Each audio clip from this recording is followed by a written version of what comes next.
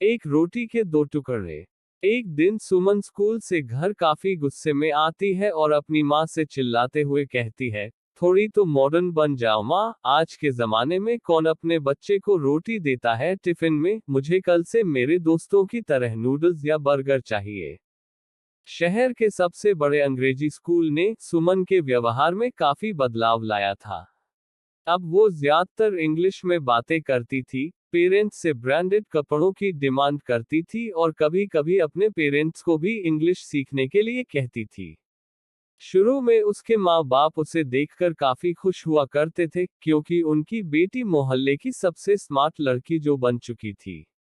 लेकिन सुमन की स्मार्टनेस बदतमीजी में कब बदल गई, खुद उसे भी पता नहीं चला।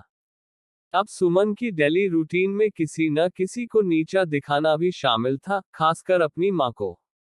प्राइवेट ऑफिस में काम करने के कारण सुमन के पिता उसे थोड़े मॉडर्न लगते थे। लेकिन सारा दिन किचन में काम करने वाली मां उसे खूंटे से बंधी कोई गाय नजर आती थी।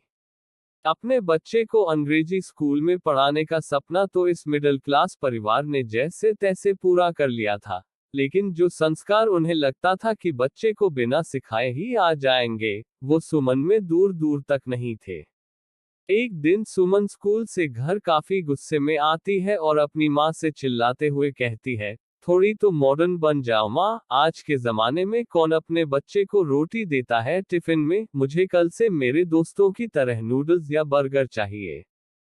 अपनी बेटी की बात सुनकर वीणा के मुंह से आवाज नहीं निकलती है, वो बस हाँ में सिर हिला देती है।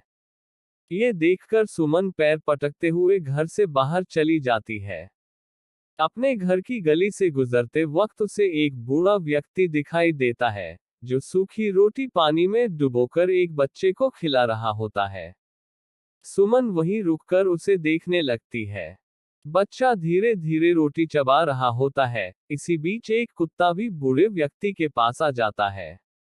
बूढ़ा व्यक्ति कुत्ते के सिर पर हाथ फेरता है और फिर उस एक रोटी के दो टुकड़े करके आधी रोटी उसे दे देता है। इसे देखकर बच्चा कहता है, बाबा आप क्या खाएंगे? बूढ़ा व्यक्ति बच्चे को गोदकर में लेकर हंसते हुए कहता है, भगवान का दिया हुआ अगलाने वाला। इन सब के बीच सुमन की आंखों से कब आंसू बहने लगे उसे एहसास भी नहीं हुआ। वो भागकर अपने घर गई और वहां से अपने लंच का बचा खाना लेकर आए और बूढ़े व्यक्ति को दे दिया। बूढ़ा व्यक्ति खाने की तरफ देखकर बोला, आप भगवान का रूप हैं मेरे लिए। सुमन वहां से मुस्कुराते हुए घर की ओर निकल जाती है और घर पहुंचकर अपनी मां से लिपट जाती है। भारी आवाज में वो मां से कहती है, मां मुझे माफ कर दो, आप दुनिया का सबसे अच्छा खाना बनाती है और आज के बाद मैं आपसे कोई भी बेतुकी डिमांड नहीं करूंगी। मुझे तो भगवान ने पहले ही काफी कुछ दिया है। वीणा उसे माथे पर चूमकर कहती है, आज डिनर में नूडल्स है। इसके बाद दोनों एक दूसरे को देखकर हंस